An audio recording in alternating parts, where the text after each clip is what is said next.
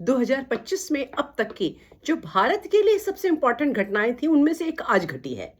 दिल्ली से एक दशक का केजरीवाल जी का शासन का अंत हुआ, उनके युग में एक हॉल्ट आया। जी हाँ, मैं एक हॉल्ट शब्द का प्रयोग कर रही हूं क्योंकि राजनीति में कभी कोई राजनेता खत्म नहीं होता है। आपको याद होगा देवेगौड़ा प्रधानमंत्री बन गए थे, मोरारजी देसाई कहां से आकर बन गए, ऐसे बहुत से उदाहरण है। नरसिम्हा राव, किसने सोचा था कि वो कभी कभी वापस बाउंस बैक करेंगे। चंद्रशेखर साहब, जो जिंदगी भर किसी ने नहीं सोचा, वो अंत में प्रधानमंत्री बनकर गए। तो केजरीवाल साहब आगे कल क्या होगा किसी को नहीं पता। आज जनता बीजेपी से खुश है, कल नहीं भी खुश हो सकती है। लेकिन उससे भी बड़ी बात है कि जो उनके सलाहकार हैं, जो उनके हैंडलर्स हैं, जो यहाँ है या जो कहीं बाहर भी हैं, वो आज मुसीबत में हैं। जरूरी नहीं कि आगे भी मुसीबत में रहें। उनको मुसीबत में डालने वाला जरूरी नहीं है आगे भी सत्ता में बना रहे, तो वो वापस केजरीवाल को उठा सकते हैं। तो आप लोग ये तो भूल जाइए कि केजरीवाल जी के युग का अंत हुआ है। अब बात यहां पर बीजेपी की अगर करें तो बीजेपी के सामने सबसे बड़ी चुनौती क्या है?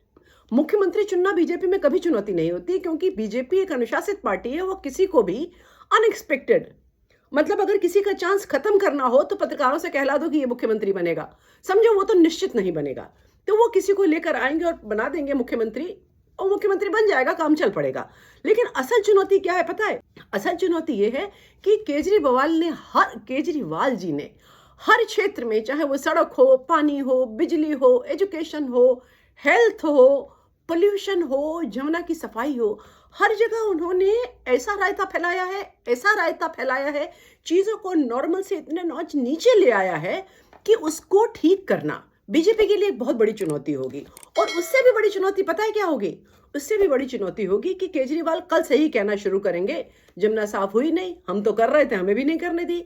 देखिए सड़क पे कूड़ा पड़ा है, हम तो साफ कर देते पर इन्होंने किया ही नहीं।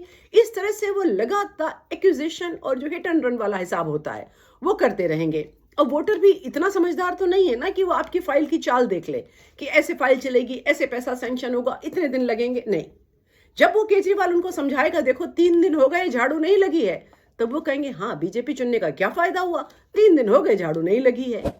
तो बीजेपी के लिए आने वाला समय थोड़ा कठिन है। देखना है कि मोदी जी और अमित शाह जी के नाक के नीचे दिल्ली वालों की आकांक्षाएं कहां तक पूरी होती हैं। तब तक के लिए नमस्कार।